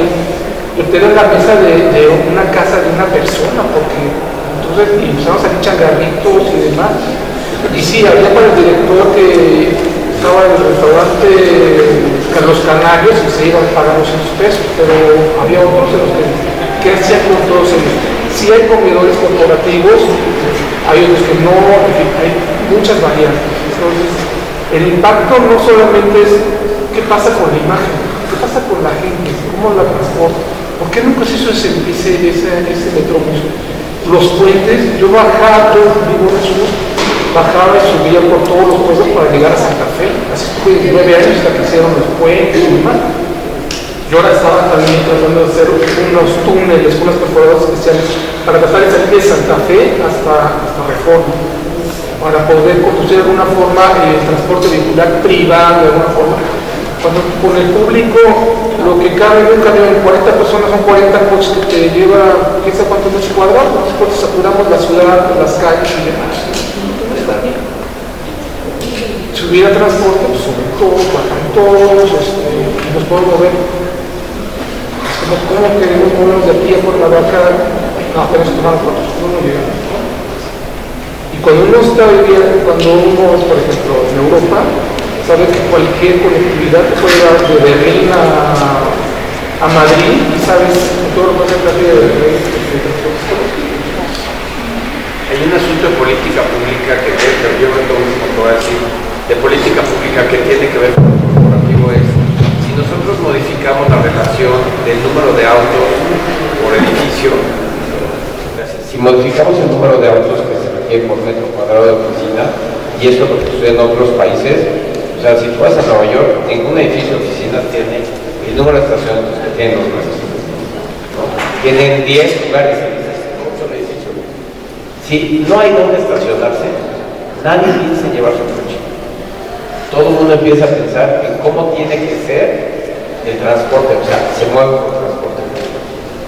Entonces, ¿qué es lo que pasa? Si tú vives afuera de Nueva York y entras a Nueva York, te cobran por entrar a Nueva York. Si ves lo que cuesta un estacionamiento en Nueva York, dices, pues ni todo lo que trabaja en el día me sirve para pagar el estacionamiento en Nueva York. O sea, es una política pública. Lo que sucede es que la política pública dice menor número de estacionamientos. Y eso lo hemos vivido en la ciudad, en muchos lugares, cuando se pusieron los parquímetros, por ejemplo, todos nos preguntaban, y todos los que se estacionan, ¿dónde se van a ir a estacionar? Tú vas a la zona donde hay parquímetros y hay lugares para estacionarse todo el día. ¿Por qué? Porque la política de poner parquímetros y de que te cueste, ¿sabes qué? Mejor me muevo en transporte público y lo pienso 2 veces. O sea, si voy y no me voy a pagar ahí. Pero si tú te metes en, por ejemplo, pagas un parquímetro en Polanco y te cuesta, no sé, como por 10 pesos te cuesta media hora. Tú métete a uno de los hoteles de Polanco y te coge 40, te cobran como 80 pesos la media hora. Entonces yo no voy a decir, oye, pues si yo llego a Polanco y me meto al 80 pesos la hora y trabajo 8 horas. Entonces son políticas públicas. O sea, si queremos seguir generando, si queremos generar ciudad, y lo corporativo también tiene que ver con políticas públicas, en el momento en que digas, es un auto por cada 100 metros cuadrados, que es decir, que de cada piso de mí vas a tener 10, los más picudos seguramente, pero el resto ni se les va a ocurrir acercarse y preguntar si hay lugares de estacionamiento. La política pública tiene que ir de la mano, porque la ciudad no se genera solo con los arquitectos, se genera con las políticas públicas. Tocas un punto muy importante, es la relación de no solo el escenario que construimos nosotros, sino el arquitecto puede hacer el edificio, pero va de la mano con la política pública. Pues muchos ya estamos en tiempo y les agradecemos a los arquitectos toda su participación. La verdad creo que es muy enriquecedor para todos los que están aquí, pues sus opiniones y todo. Y a mí me gustaría que se dieran cuenta de, bueno, toda la problemática que platicamos, pero hubo algo que me encantó y que creo que es muy importante. Número 1, yo hago desde un closet hasta un corporativo. Creo que eso es vital y lo hago bien, lo hago profesionalmente. Creo que ese es el gran mensaje que tienen que tener ustedes, que son los arquitectos del futuro. O sea, tenemos que ser profesionales. Y dentro de la gama de a lo que nos podemos dedicar los arquitectos, no es nada más hacer el corporativo, ¿no? O sea, podemos hacer una parte de un edificio corporativo que corresponde a una una oficina o a una marca especial. O sea, inclusive las políticas públicas, en esas también se pueden incluir, en esas un arquitecto puede incluir. Entonces, los arquitectos, aparte de diseñar, hacemos muchas otras cosas y nos podemos dedicar a muchas otras cosas, y por eso es muy importante la cultura que debe tener el arquitecto. Eso es muy, muy importante. Otra de las cosas importantes de esta plática es vayan a los lugares, vayan a Santa Fe, vayan a los bosques, vayan a corporativo. Yo de aquí salgo a ver el proyecto de Palo Alto. No, pero lo voy a ver físicamente.